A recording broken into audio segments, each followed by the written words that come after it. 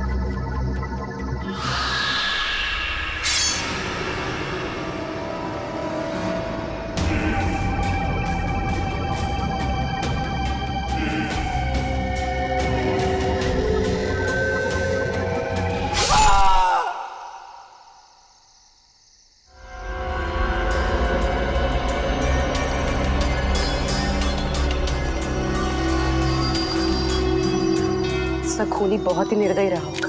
कोई खूनी कभी रहमदिल हो ही नहीं सकता पूर्वी, मगर एक खूनी दिमागी तौर पर बीमार लगता है। जान से मार दिया और इसका हाथ भी काट दिया।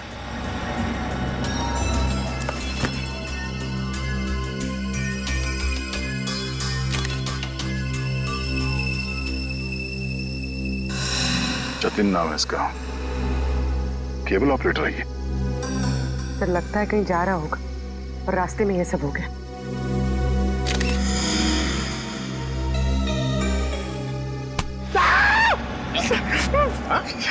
सर अंधेरी रात में आपने मेरे कंधे पे हाथ रख दिया सर, मेरे को डर लग गया। क्या मिला निखिल? सर यहाँ पे इस गाड़ी के टायर का निशान है। लगता है इसे अचानक यहाँ पे ब्रेक मारना पड़ा और कोई निशान यहाँ पे दिखाई दे नहीं रहा है। सर ये किसी इंसान का काम नहीं है सर, ये वही जुलाई वाली आत्मा का काम है सर। सर उसने इससे पहले इसी महीने इसी तरह दो लोगों के खून किए थे सर।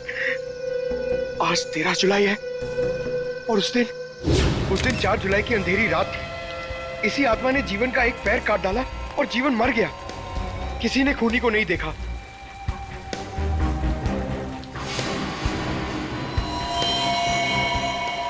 बेचारी जीवन की बहन सुनीता और उनके बच्चे वो कैसे काटेंगे जिंदगी उनके बिना।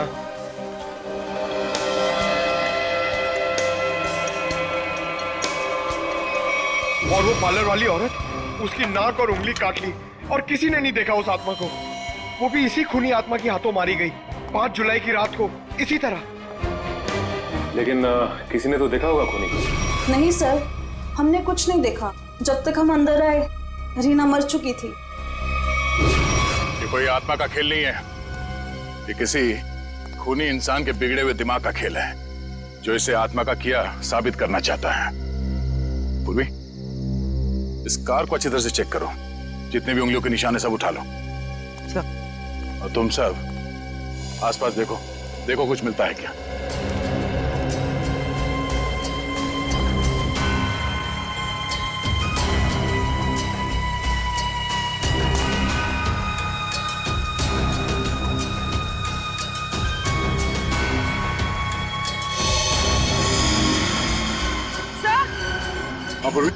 सर ये देखिए विंडशील्ड पर हथेलियों के निशान है, वो भी उल्टी। सर लगता है कोई उल्टा लटक के इस पे अटैक करने की कोशिश कर रहा था, तभी ये घबरा गया होगा और इसने अचानक ब्रेक मार दिया। और सर जतिन अपने आप को बचाने की कोशिश कर रहा होगा, इतने में खूनी ने अपना काम कर दिया। हो सकता है।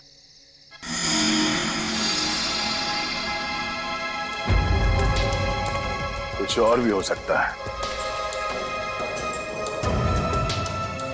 ये देखो,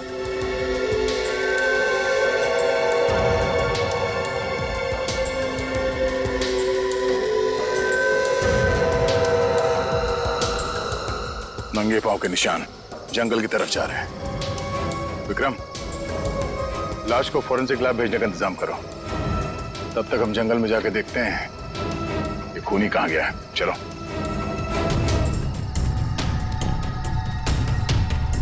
सर हम लोग और कितना आगे जाएंगे सर? जहां तक सुराग नहीं मिल जाते वहां तक। सर अगर यहाँ सुराग हो ही नहीं तो? और अगर सुराग यहीं पे हो तो हाँ? पूर्वी, तुम इस तरफ देखना।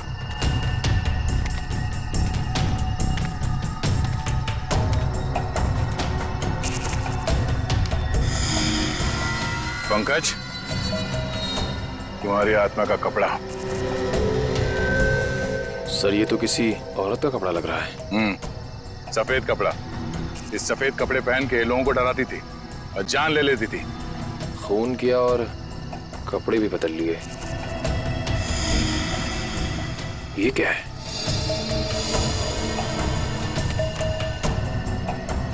अरे ये क्या, मरा हुआ चूहा? अरे चूहा नहीं है पंकज, विग है।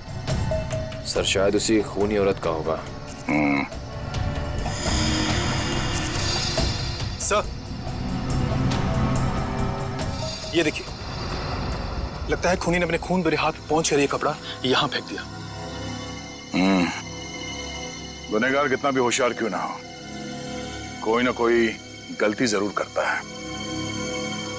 सबूत छुपाने के चक्कर में सबूत ही छोड़ गया। जिस तरह से खून हुए उसे देखकर तो लगता है कि खूनी कोई एक ही है।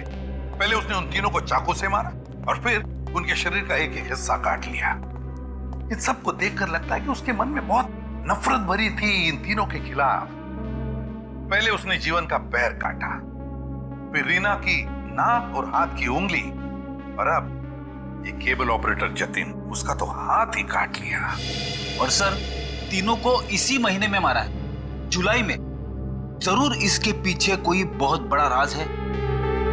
और सर इन तीनों मरने वालों के बीच में कोई संबंध भी तो नहीं है। ऐसा कैसे हो सकता है काविन? कुछ ना कुछ तो संबंध जरूर है इन तीनों के बीच में। और सर जिस तरीके से खून किया है, खूनी बहुत ताकतवर है। हाँ, और बहरूपिया में खूनी बहरूपिया है। औरत बनकर खून कर रहा है वो, औरत बनकर। याद है ना उस जंगल में हमें औरत के कपड़े मिले और विग भी? काविन ये विग ही हमें उस खूनी तक पहुंचाएगा। ये विग ही पहुंचाएगा हमें। बस पता लगाना पड़ेगा ये विग कहां से खरीदा गया था और किसने खरीदा था। Yes sir. रेडी? इस यतिन के घर जाके उसके घर वालों से मिलो, उनसे बातचीत करो, पता लगाओ कि और कौन कौन जानता था जतिन के खंडाला ट्रिप के बारे में। हाँ साळुंखे,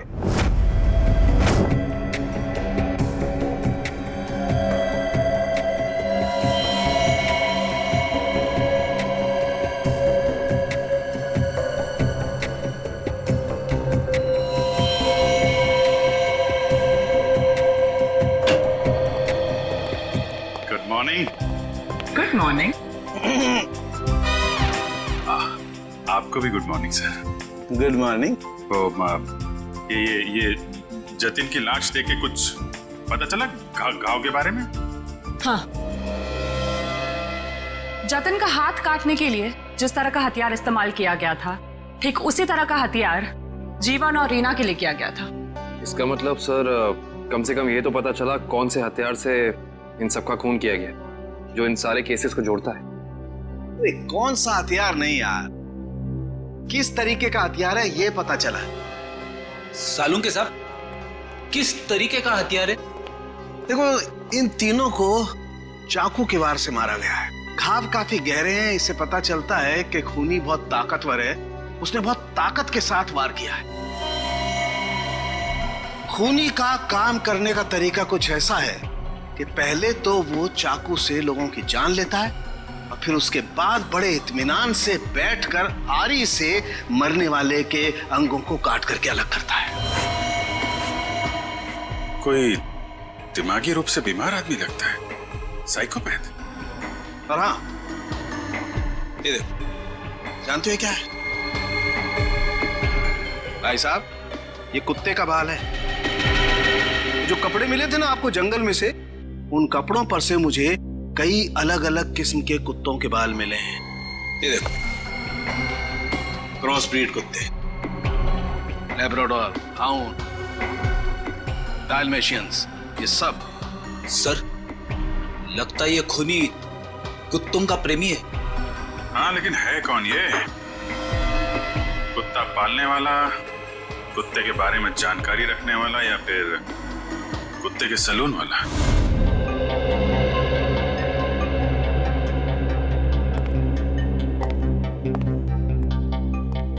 मैं और क्या बताऊं सर, मुझे तो विश्वास ही नहीं हो रहा है कि जितिन भैया को कोई क्यों मारना चाहेगा। वो एक सीधे साधे आदमी थे। अपने केबल नेटवर्क के बिजनेस के अलावा उनको फुर्सत ही नहीं थी कि वो किसी और विषय में सोचे। अच्छा, आपके अलावा और कौन जानता था कि जतिन खंडाला जाने वाले? खंडाला जाने के प्लान के बारे में तो उन्होंने मुझे अचानक ही बताया था, और मुझे नहीं लगता कि किसी और को भी उन्होंने इस बारे में बताया होगा। फोन पे किसी से बातचीत कर रहे हो, कुछ सुना हो? नहीं नहीं, फोन पे नहीं। हाँ श्रेया,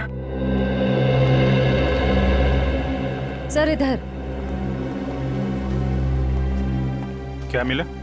सर ये देखिए, लगता है जतिन के जो जो जरूरी काम थे या जो काम बाकी थे, रिमाइंडर्स के तौर पे उसने इस नक्शे पे सारी पर्चियां बना ली थी ताकि कुछ छूटे नहीं।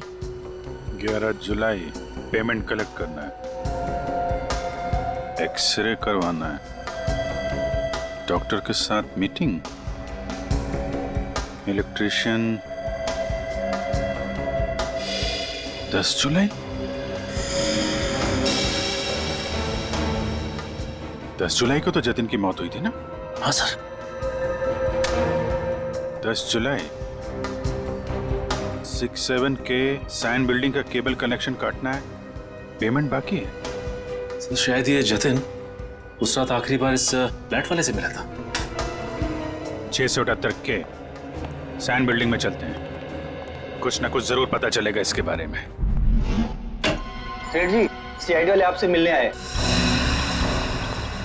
कही क्या बात है? ये विग आपके यहाँ बनवाई गई थी?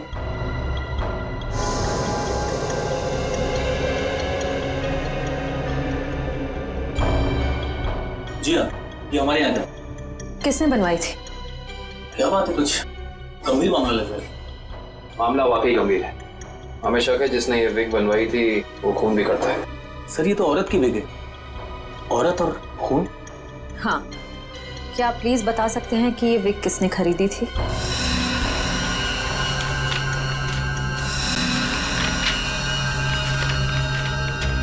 ही? क्या हुआ?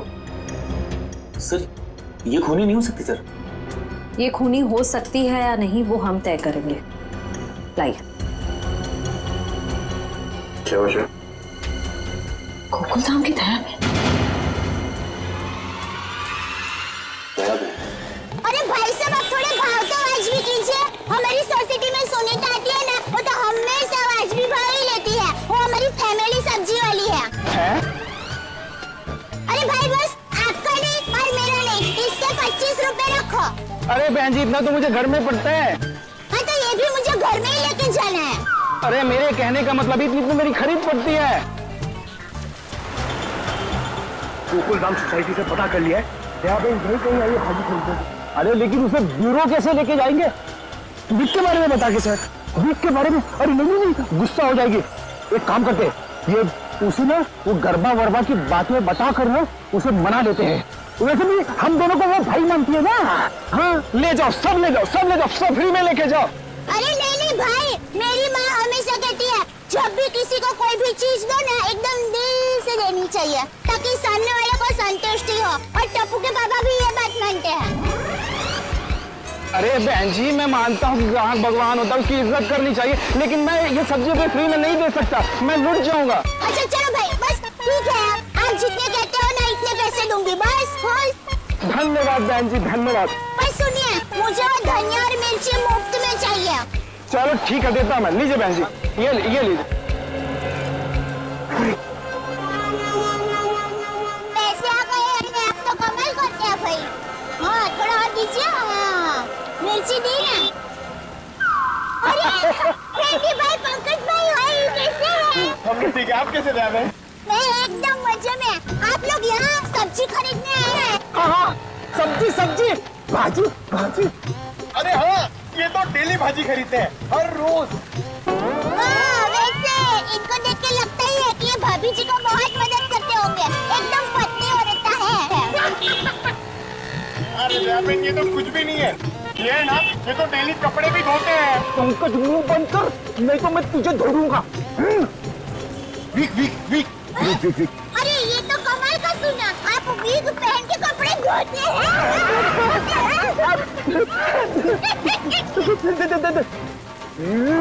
गर्बो। अरे ये तो और भी नया सुना, आप विग पहन के गरबा करते करते कपड़े धोते हैं। मैं हर काम ना गरबा खेलते खेलते करता हूँ, ये देखो। अरे फ्रेंडी भाई, अभी थोड़े दिन पहले तो आपको सिखाया था, आपको जरा ठीक तरह से नहीं आ रहा है। अरे दयाबेन लगता है ये भूल गए, इन्हें जरा गरबा करना सिखाओ ना। अभी यहाँ अर्जेंट है। अर्जेंट है। हाँ ठीक है, सीरी भाइयों का काम नहीं रुकना चाहिए। देखिए हम लोग यहाँ रास्ते में गरबा करेंगे ना तो एक्सीडेंट हो जाएगा। गरबा करने के लिए थोड़ी जगह होनी बहुत जरूरी है। दयाबेन टेंशन लेने की जरूरत नहीं है, फ्रेडी के पास है कैसी जगह। आज गरबा करेंगे रे सीरी ऑफिस में, हिच करेंगे, रस करेंगे और स्टेप खास करेंगे, तिलो करेंगे, मिलके करेंगे, झूम झूम के गरबा करेंगे रे। क्या हो रहा है? सॉरी सर, क्या सॉरी? ये डांस करने की जगह है क्या? इमरजेंसी है। इमरजेंसी तो अपने ब्यूरो में क्यों नहीं किया यार? वहाँ पे इंट्रोगेशन चल रहा है, इनसे कुछ पूछताछ करानी है। कौन है? कौन है ये वो नमस्ते, जय जिनेंद्र, मैं हूँ दया टप्पू के पापा गड़ा। अरे फ्रेंडी भाई, ये आप लोगों का किचन है? मुझे तो अभी पता चला। और ये जामुनी रंग है, मतलब ये दराक, हाँ ये अनार का जूस है, और ये पीला मतलब ये मौसमी का जूस है। पर आप जूस को गर्म क्यों कर रहे हैं? सूप बना रहे हैं? और आप शेफ हैं? अरे वो खाना बनाता है ना, उनको इंग्लिश में बोलते हैं ना शेफ। बावर्ची भाई। बावर्ची हो? अरे मैडम, ना ये किचन है ना मैं बावर्ची हूँ, समझी? देखो फ्रेडी, अगर 2 मिनट में तू इनको यहाँ से नहीं ले गया ना, मैं यहाँ से चला जाऊंगा। ओ भाई, जूस वाले भाई, देखिए मैं यहाँ अपने आप नहीं आई हूँ, मुझे यहाँ फ्रेंडी भाई और पंकज भाई लेके आए हैं। मुझे भी बहुत काम है, बापूजी के लिए थेपला बनाना है, टप्पू के लिए नाश्ता बनाना है, ढोकला काम पड़े हैं। वैसे आपका नाम? दयाबेन, ये डॉक्टर है, डॉक्टर सालूम के। ओह डॉक्टर साहब, नमस्ते डॉक्टर साहब। आप किसके डॉक्टर हैं? पशु पक्षी की मनुष्य के? अगर आप मनुष्य के डॉक्टर होंगे ना तो आप हमारे गोकुलधाम सोसाइटी के डॉक्टर हादी भाई को तो जानते ही होंगे। उनका कमाल क्या है, वो डॉक्टर है ना, फिर भी खाने के बहुत शौकीन है। भगवान की कृपा। दयाबेन, ये डॉक्टर सालूम के हैं, फॉरेंसिक लैब के। लैब के डॉक्टर? बहुत अजीब डॉक्टर है नहीं? अजीब? हाँ, मैं अजीब हूँ, मैं बोलो, कर लो क्या करना, मैं अजीब हूँ। ये अजीब है और कान के गरीब है। अरे यार, कुछ सुनाई नहीं देता है, कानपुर में हड़ताल है, कितनी जोर से बोल रहे हैं। और डॉक्टर साहब सॉरी, माफ करना, छोटी मुंह बड़ी बात कर रही हूँ। मैं देख रही हूँ आप कब से फ्रेंडी भाई को डांट रहे हैं, आपको कोई बोलने वाला नहीं है, इसलिए अगर आप ज्यादा डांटेंगे ना तो मैं पमरुदन साहब है ना, उनको बोल दूंगी। किसको बोल देगी? पमरुदन sorry sir, ACP Pradyuman sir. ACP, ये एसीपी का क्या है ना? हाँ, बोल दो, जाकर के एसीपी को बोल दो, मैं डरता नहीं हूँ एसीपी से, अंडरस्टैंड? ओहो, राम राज्य प्रजा सुखी।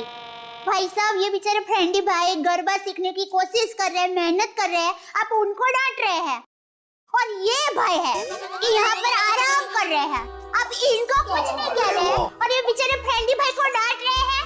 दयाबेन, हमें ऑर्डर नहीं है, यहाँ पे जो सोता है ना वो सोता ही रहता है। अरे पर दिन में कोई कैसे सो सकता है? सेहत के लिए अच्छा नहीं होता है। और साहब आप तो डॉक्टर है, आप इनको समझाइए, उठाइए जरा। दिन में सोना ठीक नहीं है ना? नहीं, गलत बात है ना? अच्छा हाँ, तो एक काम करो, आप जाकर के इनको उठा दो। जरूर। हाँ, क्या? हे जागने तू जागवा, श्री कृष्ण गोवारिया, तुझ विना धेनवा कोण जासे। भाई लगता है गुजराती नहीं है। हाँ गुजराती नहीं, उठाओ उठाओ भाई उठिए, चलिए चलिए चलिए उठिए, दिनचर्या शुरू कर दीजिए, दिन शुरू हो गया है। उठाओ उठिए उठाओ उठाओ उठाओ, हाँ उठाओ उठाओ।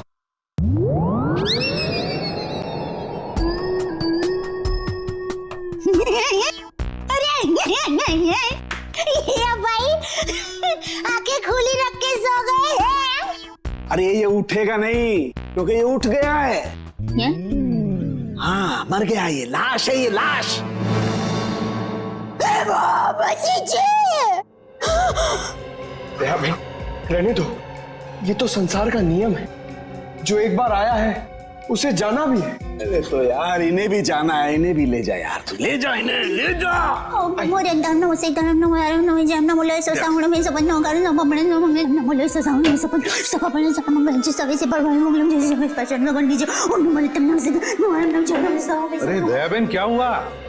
जैसे संघर्ष बात भगवान की जय सरुण के ने कुछ नहीं ओ लाश? दयाबेन ये फोरेंसिक लेबोरेटरी है, यहाँ पर लाशें पड़ी रहती है। तो इनको डर नहीं लगता? ये तो लाशों से बातें करते हैं।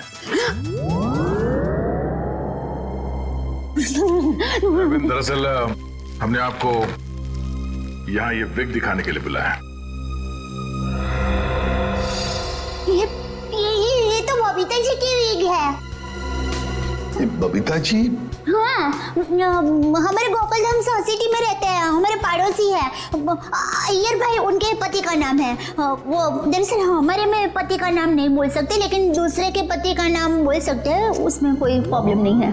फिर वो बबीता जी ने विग मंगाई थी, भाई की विग मंगाई थी, पर गलती से बहन की विग आ गई थी, तो वो वापस करने के लिए गए थे। लेकिन आपके पास ये विग कैसे आई? हम बबीता जी से पूछ लेंगे। हाँ आइए, घबराइए मत, आइए। पर मुझे यहाँ पे क्यों बुलाया गया है? आप आइए तो सही। सर क्या हुआ है? अब आपको कैसे बताएं क्या बात है? देखिए बबीता जी, हम यहाँ आपको बुलाकर कोई शौक देना नहीं चाहते, मगर आप इतने झिझक क्यों रहे? नहीं, मैं झिझक नहीं रहा हूँ। अब जो हम आपको बताने जा रहे हैं, शायद वो सुन के आपको धक्का लग जाए। धक्का? जी हाँ, इस विग को देखिए। ये विग यहाँ पे कैसे आ गया? आप पहचानती हैं इस विग को? इस विग ने तो मुसीबत कर रखी है। कैसी मुसीबत? बनवाया था आदमी के लिए, बन गया औरत का। किसके लिए बनवाया था ये विग? वो एक्चुअली मेरी एक फ्रेंड है, उनके हस्बैंड को बाल कम है और उन्हें काफी शर्म आ रही थी एक विग वाले के पास जाने को, तो उन्होंने आपसे कहा? जी हाँ, और फिर मेरी दया भाभी को कहा। अब ये दयाबेन कहाँ आ गई इस विग की स्टोरी में? नहीं, वो एक्चुअली दया भाभी को काफी कुछ मालूम होता है ना, इसके लिए। अच्छा फिर क्या हुआ? और फिर दया भाभी ने जेठा जी को कहा, और फिर जेठा जी ने पिताजी को कहा, पिताजी ने नेताजी को कहा, नेताजी ने बेटे जी को कहा। अरे बबीता जी प्लीज, कहीं तो ये खत्म होगा क्या नहीं, बताइए ना आगे क्या हुआ? नहीं सर, ऐसी कोई बात नहीं है। जेठा जी ने सिर्फ कहा कि वो मेरी मदद करेंगे, क्योंकि उन्हें पता था ना कि विग कहाँ से बनाया गया है, इसलिए। आगे क्या हुआ? फिर ये विग बदलना था और असली विग लेना था, तो जेठा जी ने कहा कि मैं भी आपके साथ आता हूँ। उन्होंने आपकी मदद की? हाँ? और उस दुकान वाले की गलती की वजह से जेठा जी ने जो हंगामा किया, पूरी दुकान सर पे उठा लिया उन्होंने। आइए बबीता जी, आइए आइए, कहिए क्या सेवा कर सकता हूँ आपकी? अरे एक बार सेवा करने का आपको मौका दिया, वो तो आपने ठीक से की नहीं। जी मैं कुछ समझा नहीं। अभी समझाते हैं। लाइए बबीता जी, दीजिए जरा। एक सेकंड, किधर से खोलता है ये? मिल गया। थैंक यू, ये लीजिए। ये किधर क्या है? ये क्या है? ये विग है सर। अरे विग है वो तो बराबर है, लेकिन लेडीज विग है, देखो जरा ध्यान से। हाँ सर, ये लेडीज विग है। तो ये लेडीज विग क्यों है? क्योंकि सर ये लेडीज विग है। अरे एक मिनट जेठा जी, एक मिनट। देखिए भाई साहब, हमने एक जेंट्स विग का ऑर्डर दिया था और ये गलती से लेडीज विग आ गया है। सो आप कुछ इसका। वाह वाह बबीता जी, अब कितनी अच्छी हैं आप, इतनी अच्छी क्यों हैं? इनकी वजह से आपको इतनी तकलीफ हुई, फिर भी आप इनके साथ कितनी नम्रता से बात कर रहे हैं।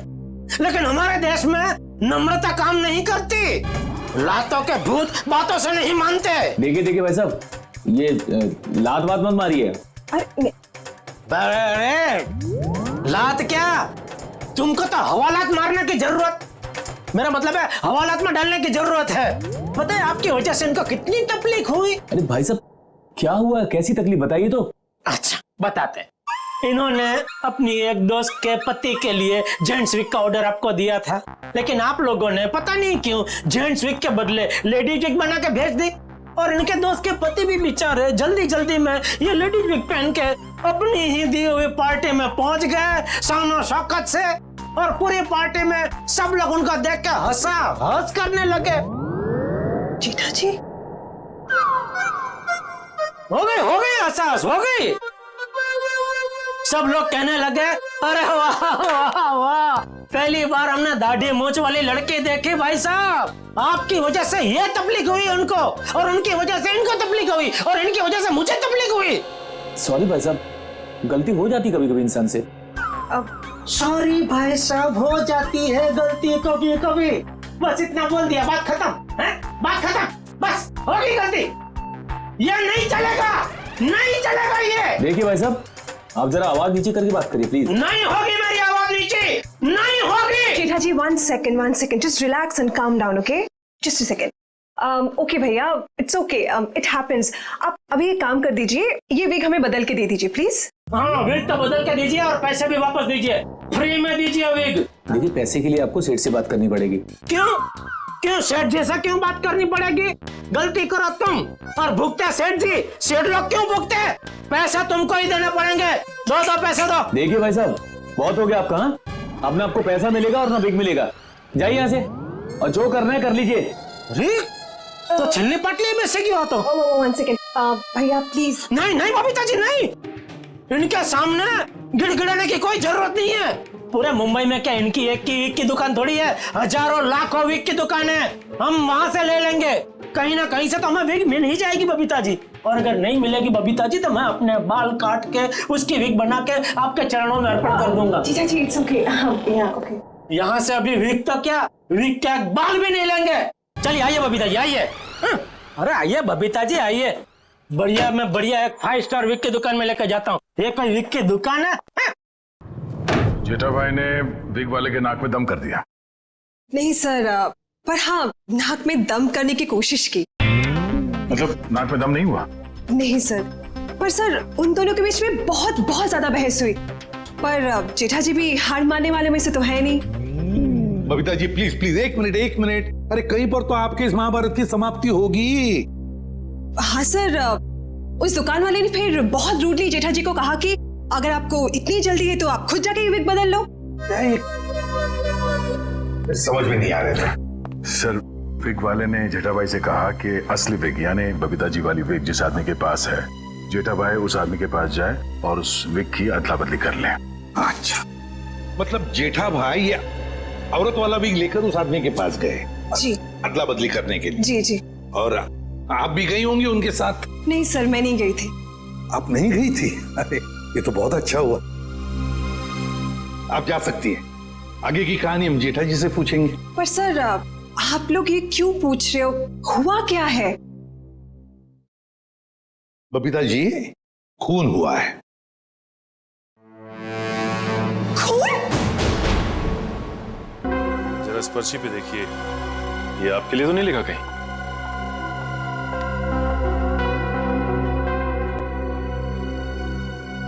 ये तो जतिन का लिखा हुआ लगता है। बिल्कुल सही पहचाना आपने। मगर ये आपके पास क्यों है? एक्चुअली जतिन का खून हो गया है। खून? खून? ये आप क्या बात कर रहे हैं सर? वो भी कल ही तो हमारे घर पे आए थे। और कल ही खंडाला रोड पर उनका खून हो गया, आपके घर से निकलने के बाद। कहीं आप लोग हम पर तो शक नहीं कर रहे? क्या करें, हमारा काम ही कुछ ऐसा है। शक से शुरुआत करते हैं और सबूत तक पहुंचते हैं। लेकिन हम क्यों मारेंगे उनको सर? हाँ, केबल की पेमेंट को लेके थोड़ा झगड़ा हुआ था हमारा, लेकिन क्या हम आपको खूनी दिखाई देते हैं? वो सब छोड़िए, आप ये बताइए कि जतिन यहाँ अकेला आया था या फिर उसके साथ में कोई और भी था? जी नहीं, वो अकेले थे।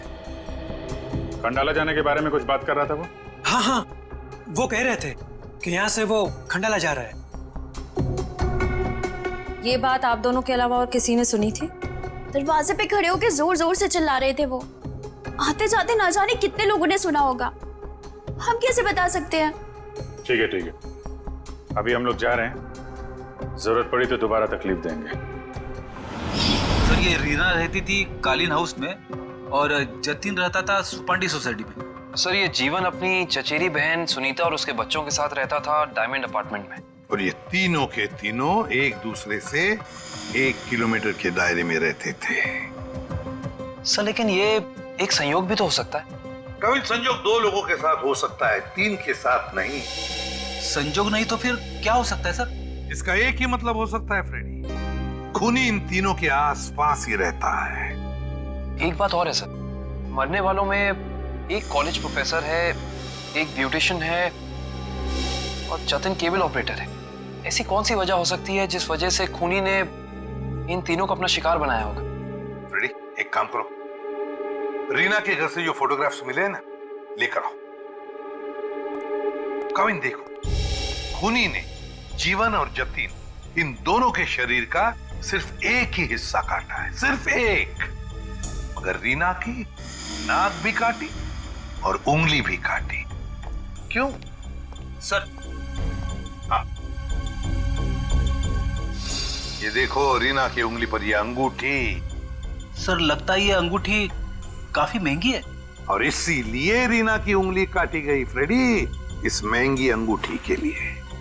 सर, अभी तक तो खूनी के बारे में पता नहीं चला है, अंगूठी कहां से ढूंढेंगे? फ्रेडी, ज्वेलरी शॉप में से। खूनी ये अंगूठी अपने पास तो नहीं रखेगा, किसी न किसी ज्वेलरी शॉप में जाएगा ही ये अंगूठी बेचने के लिए।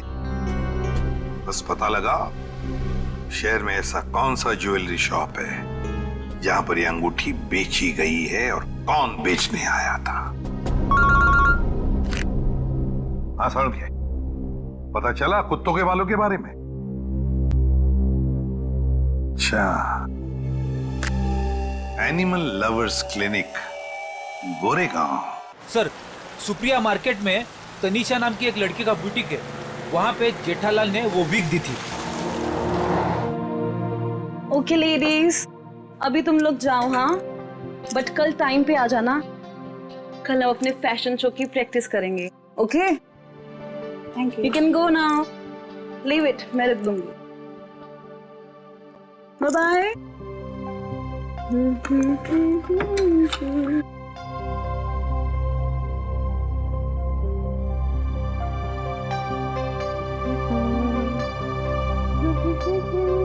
Hello lady, bye bye bye bye.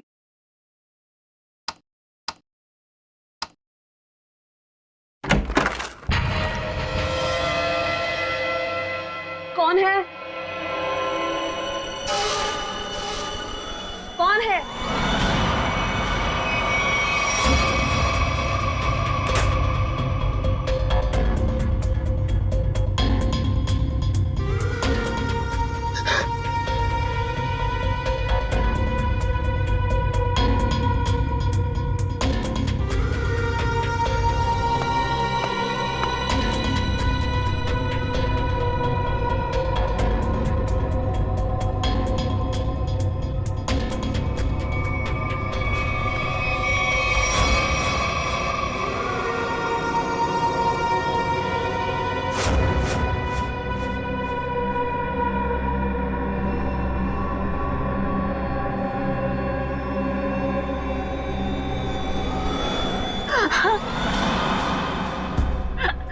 Please मुझे छोड़ दो। मैंने तुम्हारा क्या बिगाड़ा है? प्लीज मुझे जाने दो।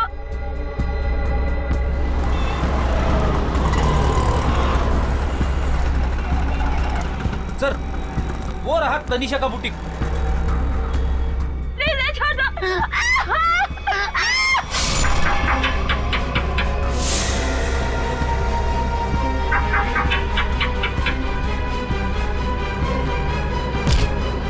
तनिषा,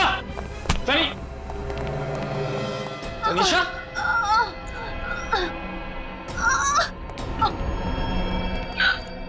एम्बुलेंस बुलाइए जल्दी। संभाल के।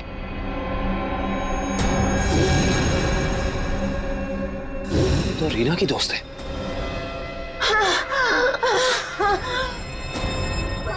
आखिर इस सबके पीछे है कौन? सीआईडी जी, कहिए क्या मदद कर सकता हूं मैं? डॉक्टर साहब, हम एक खूनी की तलाश कर रहे हैं जिसने 3 खून किए हैं। उसके कपड़ों से हमें कुछ ऐसे क्रॉस ब्रीड कुत्तों के बाल मिले हैं जिसका डीएनए आपके यहाँ इलाज कराने वाले कुत्तों के डीएनए से मैच करता है। यहाँ हर रोज सैकड़ों लोग अपने कुत्तों के इलाज के लिए आते हैं। अब किसका बाल मिला है हम कैसे बता सकते हैं? कुत्तों का छोड़िए, हमें वो आदमी चाहिए जिसने खून किए। Sir, we are dog lovers.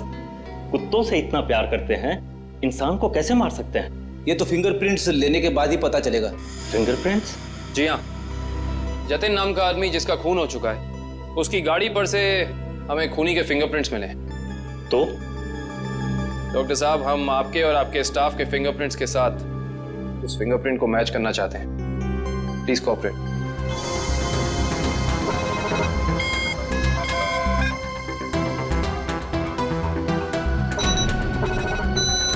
हाँ भाई।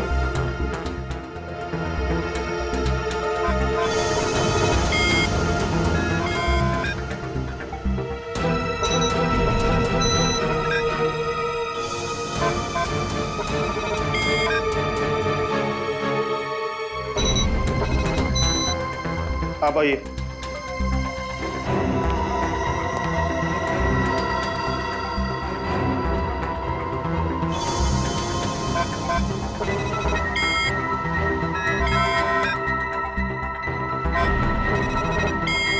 सर, इनका भी फिंगरप्रिंट मैच नहीं हुआ। Thank God. मैं तो डरा हुआ था कि अरे कुछ किया ही नहीं तो डर किस बात का? डॉक्टर साहब, हमें आपकी एक और मदद चाहिए। जी। हमें आपके उन सारे क्लाइंट्स के नाम और पते चाहिए जो अपने क्रॉस ब्रीड कुत्तों को यहाँ आपकी क्लिनिक में इलाज कराने के लिए लाते हैं। श्योर। सर, रीना की अंगूठी की डिजाइन हमने सारे जूलर्स को भेजी थी, सिर्फ इस सलोरा जूलर्स ने पहचान की है। और श्रेया, ताज्जुब की बात तो यह है कि एक साधारण सी अंगूठी के लिए खूनी ने रीना की उंगली काट दी। आइए सर, क्या देखना चाहेंगे आप लोग? हम सीआईडी से, हमने ही आपको कॉल किया था। ओह हाँ, आप लोग किसी लड़की की अंगूठी के बारे में जानना चाहते हैं? जी हाँ, इशिता। इसी डिजाइन की कॉपी हमने आपको भेजी थी और इसी लड़की की वो अंगूठी है, रीना नाम है उसका। अंगूठी तो यही है, मगर ये अंगूठी मैंने किसी और के ऑर्डर पे बनाई थी। तो फिर किसके ऑर्डर से बनाई थी? देखिए, किसी का खून हुआ है, प्लीज। हाँ, बताता हूँ।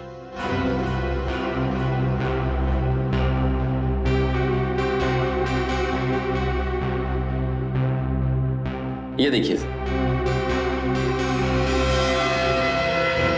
तो ये बात है, अब तक सीआईडी के सामने नाटक चल रहा था, तो अब तुम देखो सीआईडी का तमाशा।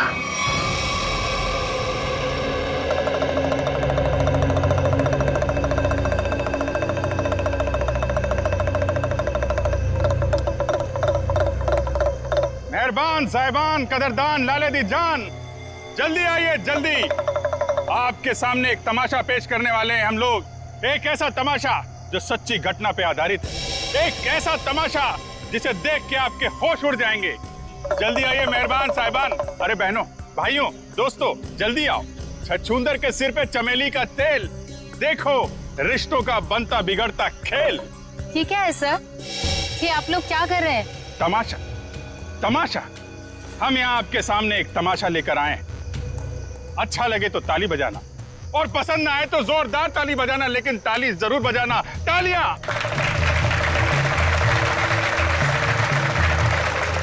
ये कहानी है एक लड़के और एक लड़की की। लड़का लड़की से बेहद प्यार करता था। ए लड़की,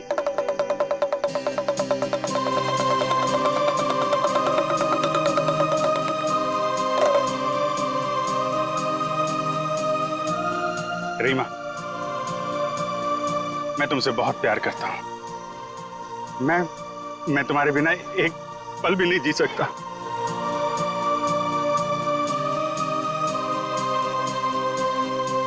सच्ची? मुझे कसम से मेरा प्यार सच्चा है, जैसे चकोर चांद से करता है, झरना नदी से करता है और खुशबू फूल से करती है। और ये फूल तुम्हारे लिए, इसमें मेरा दिल है। क्या तुम मुझसे शादी करोगी?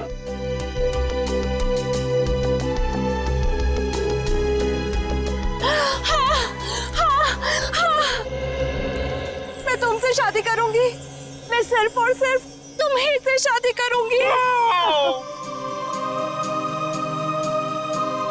ये तुम्हारे लिए। शुक्रिया।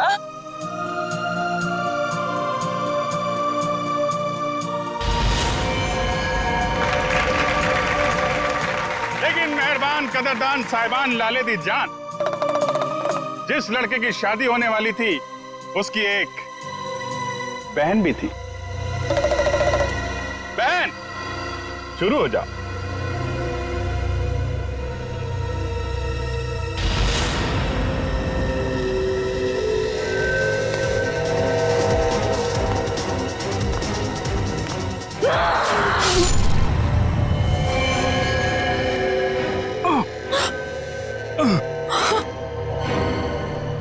बहन, ये तूने क्या किया?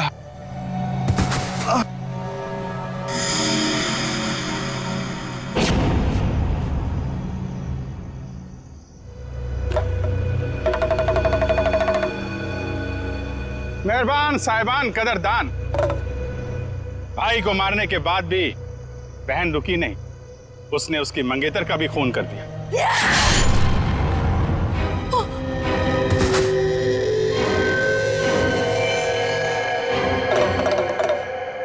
इन दोनों को मारने के बाद भी बहन का खूनी खेल बंद नहीं हुआ।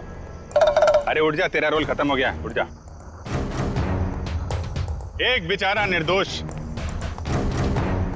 राह चलते जा रहा था, इसे क्या मालूम कि वहां मौत उसका इंतजार कर रही है। जा भाई, मर जा।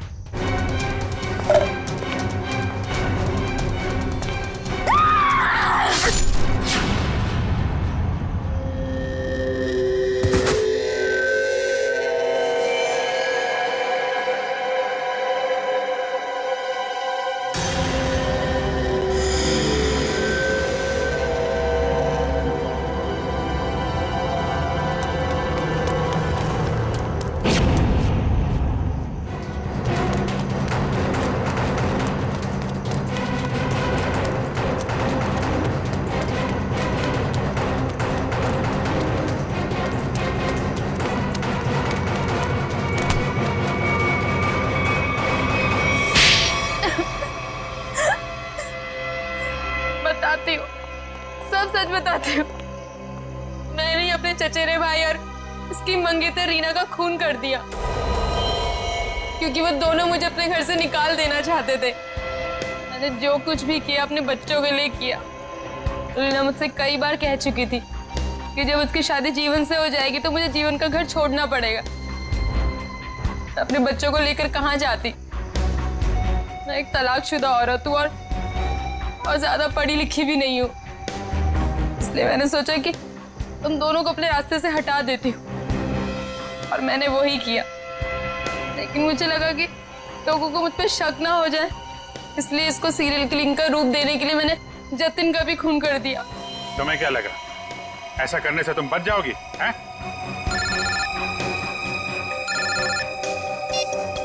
Hello, yes sir. हाँ सर। एएलसी क्लिनिक में तनीषा के साथ तुम ही जाती थी ना?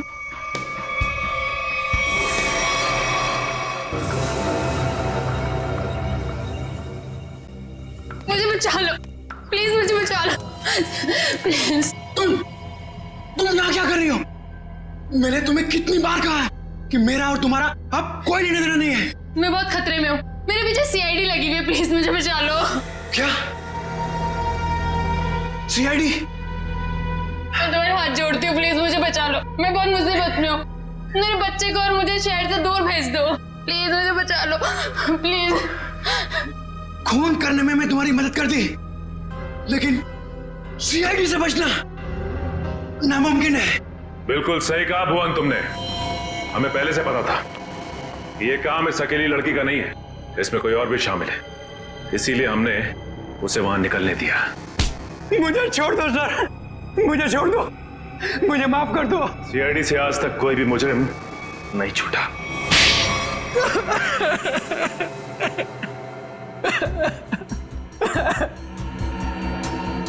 सर, मैं ये मजबूरी में कर रहा था, मेरे पास और कोई चारा नहीं था। ये मुझे ब्लैकमेल कर रही थी। मैं जिस कंपनी में एमडी था, सुनीता वहां क्लर्क के तौर पर काम कर रही थी। उसने मुझे कंपनी के 5 करोड़ रुपए गबन करते पकड़ लिया था। इसके पास मेरे खिलाफ पक्के सबूत थे। ये मुझे आसानी से 15 साल के लिए जेल भिजवा सकती थी। मैंने इसे रुपए देने चाहे, मगर इसने खून में मदद करने की शर्त रखी। या तो मैं इसकी मदद करता या जेल जाके मैं अपनी और महक की जिंदगी बर्बाद कर देता। उस दिन भी ये मेरे घर में मुझे धमकी दे रही थी। तभी जतिन ने डोरबेल बजाया। सोच क्या रहे हो तुम? अगर तुम्हें बचना है ना तो जो मैं कहती हूँ उसे मान लो। मैं और खून नहीं कर सकता। 5 करोड़ रुपए की चोरी की है तुमने, तो ठीक है, जेल की चक्की पीसने के लिए ना तैयार हो जाओ, नहीं तो भूखी मरेगी तुम्हारी ये प्यारी बीवी। धीरे बोलो। तो ठीक है, अपने दिलो दिमाग से ये पीछे हटने का ख्वाब ना निकाल दो, और एक और खून करना है तुमने। क्या? सुनीता ने हमें जतिन से लड़ते हुए देख लिया था और उसे जतिन के खंडाला जाने का प्लान पता था। और तुम दोनों ने मिलकर जतिन को मारने का प्लान बनाया है ना? हाँ, जीवन और रीना का खून को और उलझाने के लिए मुझे एक और शिकार की जरूरत थी। और तुम्हारा शिकार था बेचारा जतिन। जायदाद की लालच में तुमने 3 मासूम लोगों की जानें ली, 3 लोगों की जानें ली। और वो तुम, उसमें तुमने इसका साथ दिया। तुम भी उतने ही दोषी हो जितने की ये है। तुम दोनों को तो फांसी ही होगी, फांसी। एसीपी प्रद्युमन की विनती स्वीकार कर ली है कि सीआईडी टीम सुनीता के बच्चों की तब तक देखभाल करेगी जब तक वे बालिग नहीं हो जाते। For more updates, subscribe to our channel, click the show links and enjoy watching the videos.